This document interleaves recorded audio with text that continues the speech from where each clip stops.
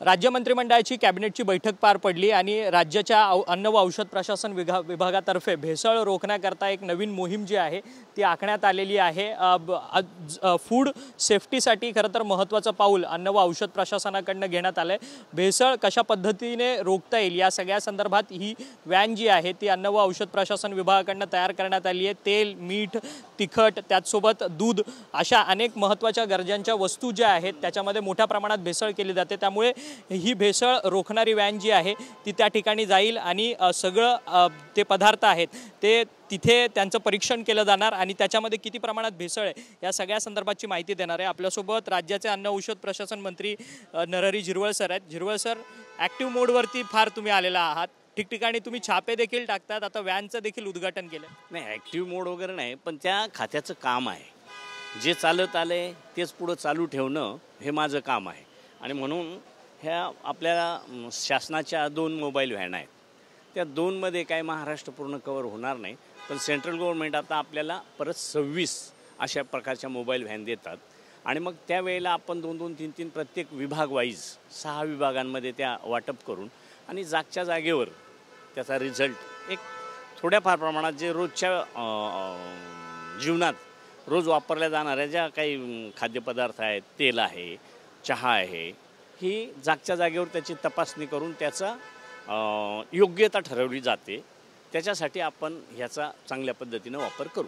खरं तर अनेक गंभीर गुन्ह्यांना वेगवेगळे नियम आहेत। भेसळखोरी हा देखील एक गंभीर गुन्हाच आहे, परंतु त्याच्या संदर्भात अद्यापही राज्यामध्ये एक विशेष कायदा करण्यात आलेला नाही। त्या सगळ्या संदर्भात तुम्ही काही इनिशिएटिव्ह घेऊन पुढे पाऊल टाकणार आहात? करणार आहे का त्याला कायद्याला भरपूर असं म्हणतात का भरपूर पळवाटा आहे, तर एकदा CM साहेबांचं त्याच्यावर फार बारकाईने लक्ष आहे।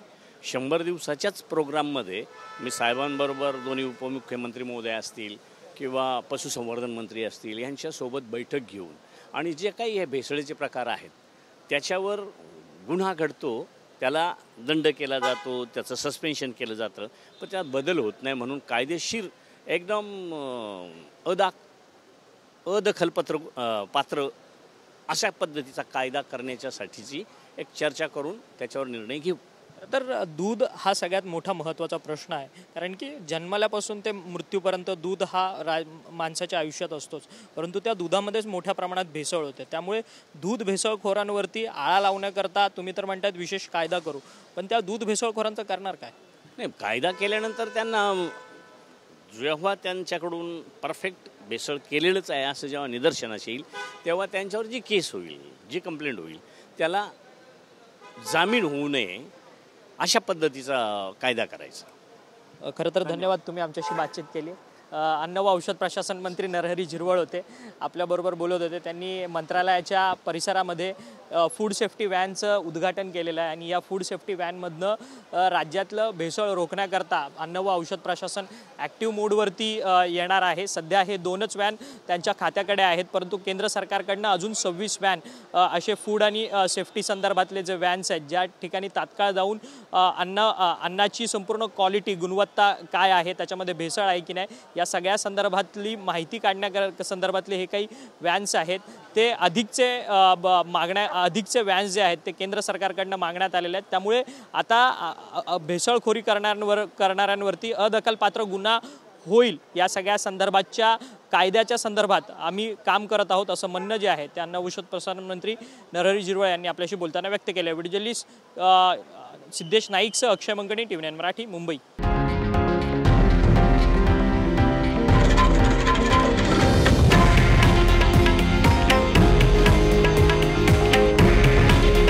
हे आहे देशातील नंबर 1 न्यूज नेटवर्क आणि आपण पाहत आहात TV9 मराठी।